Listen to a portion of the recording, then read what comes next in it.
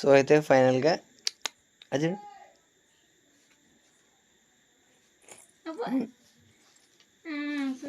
మనైతే విజయం వచ్చేసి ఇంటికి వచ్చేసామండి. సో అయితే ఈ వారం రోజులుగాను మనం సంపాదించిన డబ్బులు అయితే ఇది వచ్చేసి మనం సంపాదించిన డబ్బులు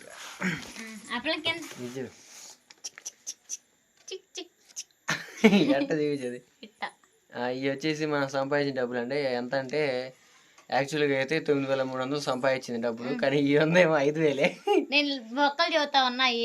ఎందుకంటే రీసెంట్గా మనం చేనికి పడితే వేయించిన వాళ్ళకి కూలీ డబ్బులు ఇచ్చామండి. ఇంకా మిగిలిన బండికి ఇస్తే కట్టాలి, దానికోసం అయితే మేము ఆడ పనికి వెళ్తే వీళ్ళకి ఎవరో బాగా సంపాదిస్తున్నారు అనుకుంటారు. మాకున్న బాకీలు మాకున్న అగసాట్లు తెలీదు. మా అగసాట్లు అంటే ఈ సంవత్సరం మాత్రం 12 ఎకరాలు వేసేలకి చీటికి మాటికి ఏదో చిన్న ఖర్చు వస్తానే ఉందన్నమాట. నా కూతురు పుట్టినరోజుకి అని చెప్పేసి, అంటే మా కూతురు పుట్టినరోజు అని ఇద్దరం పనికి వెళ్ళామండి. ఆ డబ్బులు వాళ్ళకి సరిపోయింది. ఏం చేయాలి అస్సలు అర్థం కావట్లేదు అనమాట. చిట్టితల్లి పుట్టినరోజు ఎంతో గ్రాండ్గా చేయాలనుకున్నాము. ఒక 5000 అవుతీలే అనుకున్నాము. ఒక వారం పనికి పోతే సరిపోద్దిలే అనుకుంటే పొలం ఎట్టుందో ఏమో 12 ఎకరాల మీద ఎంతో పెట్టుబడి పెట్టారు. 7 వారం రోజులు కూలి చూసుకుంటే మళ్ళీ పొలం పాడైపోయిద్దని మాయి అన్నాడండి. అందుకని ఇంటికి వచ్చేసాం. మేము సంపాదించిన సంపాదనలో మాకు వీటిలో 5000 బండికి ఇస్తే పోతాయి, మాకు మిగిలేది ఇది. సర్లే అదేమో వదిలేండి, ఎట్ట కూడా చేయాలి.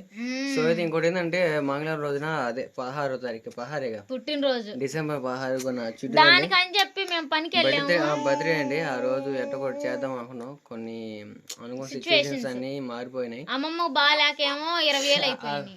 అయితే ఆ డబ్బులన్నీ అయిపోయినాయండి. ఇంకా డబ్బులు అయిపోవడం తోటి దాన్ని మళ్ళీ పోస్ట్ పోన్ చేయాల్సి వచ్చింది. ఇంక ఇట్ట కాదులేండి, ఈ కొంచెం గట్టిగానే పెద్ద బందోబస్తు కానీ రేపు పంట రాగానే ఇంకా పంట మీద ఇన్ని ఆధారపడి ఉన్నాయో ఇంకా. సో అయితే ఈ చిన్న కోరిక కూడా ఎట్టకొట్టప్పుడు నెరవేరుస్తాను. ఏమైనా సెల్ తగ్గుతుంది. ఇంకా అదండి సంగతి. చేద్దామని ఎంతో ట్రై చేశాను కానీ కుదరట్లేదు. మేబీ పాసిబిలిటీ ఉంటే చేస్తాను, ఇంకా కుదరకపోతే మాత్రం చేసేది ఏం లేదు. ఇంకా అదండి సంగతి. ఇంకా రేపు నుంచి మళ్ళీ యథావిధిగా మన పొలం పనులన్నీ స్టార్ట్ అవుతాయి. స్టార్ట్ అవ్వడం అంటే ఏం లేదు, ఒకటి గడ్డి మందు కొట్టాలి, తర్వాత బలం మందులు వేయాలి, తర్వాత నీళ్లు పెట్టాలి. ఇట్టగా స్టెప్ బై స్టెప్ ఉంటుంది. అదేవిధంగా మనం పంట టైంకి ఖచ్చితంగా నా 1 ఎకరం 10 సెంట్లు బీపీటీ ఉంది వరి చేను, అది కూడా కోతకు వచ్చింది.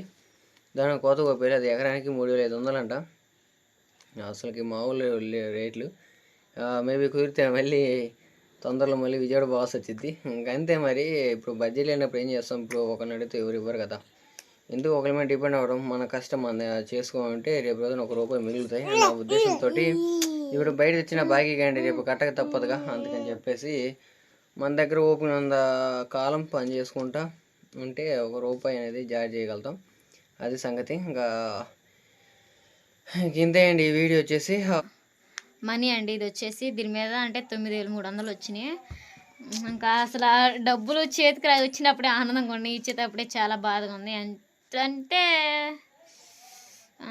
వీటి కోసం చాలా అంటే బావ అయితే 2 ఓటీలు చేసాడు. అంటే పొద్దున్నే 5:30కి వెళ్ళి సాయంత్రం 6 దాకా 2 రోజులు పని చేసాడు. అట్లా నాది ఒక రోజు నాగబడింది అమ్మమ్మ బాగాలేదని. ఖచ్చితంగా మా ఇద్దరం బావ 6 రోజులు, నేను 5 రోజులు అట్లా చూసుకుంటే మాకు మొత్తం మీద 9300 వచ్చినాయండి. ఇంకా మేము ముందు కొట్టడానికి వెళ్తే కొంతమంది అంటారు, నీకేమమ్మా ఇద్దరు ఇప్పుడే మొగుడు పిల్లల సంపాదన మీద పడ్డారు, చేలో పనులు చేసుకుంటున్నారు అంటున్నాడు. నాకు చేయాలని ఇది కాదండి, పిల్లలు వదిలి పెట్టాలంటే నాకు ఇదే. ఎందుకంటే మా పనులు మాకు చేసుకోవడం తప్పేం లేదు, కాకపోతే మాకుండే బాధలు వాళ్ళకి తెలియదు. ఏంటంటే వాళ్ళకి ఇవ్వడానికి మాకాడ అంత బడ్జెట్ లేదంటే మనీ లేదు. ఓ పక్క చేనుకి ఎంత పెట్టుబడి పెట్టామంటే అంత పెట్టుబడి పెడతా ఉన్నాము. మందులు కానీ పై మందులు కానీ చాలా పెట్టుబడి పెట్టామండి వాటికి అయ్యి ఇయ్యి అని చెప్పేసి. మాగాడికి అయితే మాత్రం ఈ సంవత్సరం 15 ఏళ్ళు పెట్టాము కలుపుకే. మేమైతే ఒక్కసారికే ఆ 15 ఏళ్ళు 15 ఏళ్ళు అయిపోయినాయి. ఇంకా ఇది వచ్చేసి మేము సంపాదించిన మనీలో ఎంత ఉన్నాయి తెలుసా? చివరికి మా కాడ 5000 ఉన్నాయి. ఈ 5000లో మాకు అంటే అన్నీ బాగా మిగిలేదు ఎంత అంటే ఇది ఒక్కటే. ఎట్లా మీకు చెప్తాను. 9300లో 300 పెట్రోల్కి వెళ్ళినాయి అనమాట. 200 అంటే మీల్స్ ఏమేమి తింది, బిర్యానీయో ఏయో కాదు, మొత్తం మీల్సే మేము తింది దానికి 260 అయినాయి. మిగతా ఏమో ఇట్లే కూరగాయలు కానీ నాకేమో చెప్పులు తీసుకోవడానికి కానీ ఒక 200. మేము మరీ అంత ఎక్కువ కూడా ఖర్చు పెట్టలేదు. 2700 అలా పోయినాయి. 5000 బండి కిస్తీకి 5500, 5000 బండి కిస్తీకి పోతాయి. ఇంకా 500 మిగులుతాయి. వీళ్ళకేం మొగుడు పిల్లం పని చేసుకుంటున్నారు, డబ్బులు మిగిలించుకుంటున్నారు, పొలం వేసుకుంటున్నారు అంటున్నారు. కానీ మాకు వీటితో ఉండే బాకీలు ఎవరికి తెలియదు. వచ్చినప్పుడు ఎంత ఆనందంగా వేసింది, రేపు రోజు నేను అన్నీ పోయి మా చేతిలో ఒక్క నోటే మిగిలేది. అది ఎవరికి తెలియట్లేదు. పైకి అమ్మ వీళ్ళు పొదుపు చేస్తున్నారు, వీళ్ళు బాగానే వాడుతున్నారు అనుకోవచ్చు. ఇట్లా 500, 300 ముందుగానే కూరగాయలు తెచ్చుకున్నాం. మళ్ళీ మేము బియ్యం కట్ట తెచ్చుకోవాలిగా. అవి అని మనకు చాలానే ఉంటాయి. కాకపోతే ఇంకేం చేస్తాం, అప్పు లేకపోయినా పప్పు తిన్నా అడిగేవాళ్ళు ఎవరు ఉండరు అన్నట్టు అట్లా ఉంది మా పరిస్థితి. అయితే చెప్పుకోం కదా బయటకు అలా ఇలా అని, కానీ చుట్టుపక్కల వాళ్ళు అనేది అట్లా ఉందన్నమాట. మాకైతే చాలా బాధ వేసింది ఒక్కోసారి. బాధ ఎందుకు, వాళ్ళు అనుకున్న ఏ పట్టించుకోకుండా ఉంటే ఏ బాధ ఉండదని చెప్పేసి మా ఆయన చెబుతూ ఉంటాడు. ఇంకా అట్లా అనుకోవటమే. మేము చేసే ప్రతి ఒక్క కష్టం దేవుడు మంచి ప్రతిఫలం ఇస్తే ఎంత బాగుండిద్దో చూస్తాము. రేపు పండగకి, రేపు ఏడాదికి అంటే పంట వచ్చేది ఉందన్నమాట. అది వస్తే కానీ తెలీదు. నా చిట్టమ్మది అదే పుట్టినరోజు ఎంతో గ్రాండ్గా చేయాలనుకున్నాము. వాటి కోసం అని చెప్పి వెళ్ళాము. మాయూరు కూడా ఇస్తామన్నారు. అంతా తారుమారు అయిపోయిందండి ఒక్కసారిగా. ఓమా అనుకున్నదంతా ఒక్కసారిగా తారుమారు అయిపోయింది. అట్లయినా నా చిట్టి తల్లి పుట్టినరోజు చేయాలి అని ఎంతో చాలా అనుకున్నాము. కానీ చివరికి ఈ విధంగా అయిద్దని అసలు అనుకోలేదు. కాకపోతే ట్రై చేస్తాము. రేపు టైం ఉంది కదా, ఒకరోజు టైం ఉంటే చాలు. సరుకులు ఒక రోజులోనే తేవచ్చు, బియ్యం కట్ట ఒక రోజులోనే తేవచ్చు. రేపు చూడాలా, రేపు గట్టి పంతం బట్టి ఎట్లా కట్ అయినా చేయాలని చూస్తున్నాము. మా ప్రయత్నం మీద యథావిధిగా చేస్తామండి. కానీ చివరికి ఎలా ఉండిద్దో చూడాలా. ఇప్పుడైతే ప్రస్తుతానికి అంతా బాగానే ఉంది. చూస్తే కానీ తెలీదు ఎట్లా ఉండిద్దో, ఏ విధంగా ఉండిద్దో అని. ఫస్ట్ పుట్టినరోజు అండి, ఎంతో గ్రాండ్గా చేయాలనుకున్నాము కదా బుడ్డమ్మా, కదా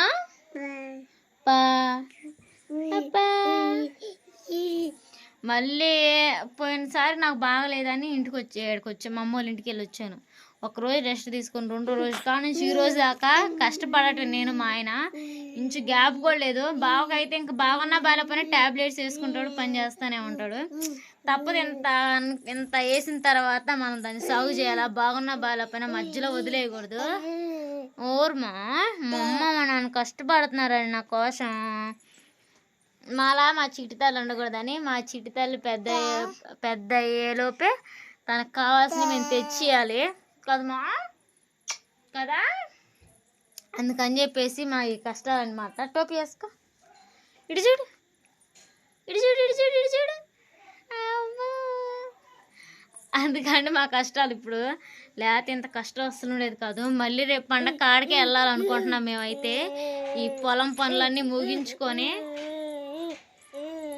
ఏంది ఎట్లా ఉండిద్దో చూద్దాము. ఇంకా రోజును బట్టి మనం గడపటమే కానీ చేసేది ఏం లేదు కాబట్టి చూద్దాం ఎట్లా ఉండిద్దా, ఏం జరిగిద్దా. యథావిధిగా చూడటమే, మనకంటూ చేసేది ఏం లేదండి. ఇంకా ఏ రోజుది ఆ రోజు ఎట్లా రాసుంటే అటు జరిగిద్ది అనమాట. కానీ ఏంటంటే చేసిన ఈ రూపాయి కూడా మిగలలేదని, అంతకు మించి ఏం లేదు. మీరు అనుకోవచ్చు యూట్యూబ్ శాలరీ వస్తుంది, ఇటు ఇన్కమ్ వస్తుంది, అవి మిగులుతున్నాయి అని. మాకు ఇప్పుడు పోయిన నెల, ఈ నెల అంటే ఈ నెల 16 కాదు, కలుపుకుంటే మాకైంది ఖచ్చితంగా, నిజం చెబుతున్నా, $20 కంటే ఎక్కువ అవ్వాలి. నెల 15 రోజులకి 20 కంటే మాకు ఎక్కువ కాలేదండి. నిజం. పైన స్క్రీన్ షాట్ పెట్టమంటే పెడతాను. నాకు అది ఎడిటింగ్లో పెట్టడం రాదనమాట.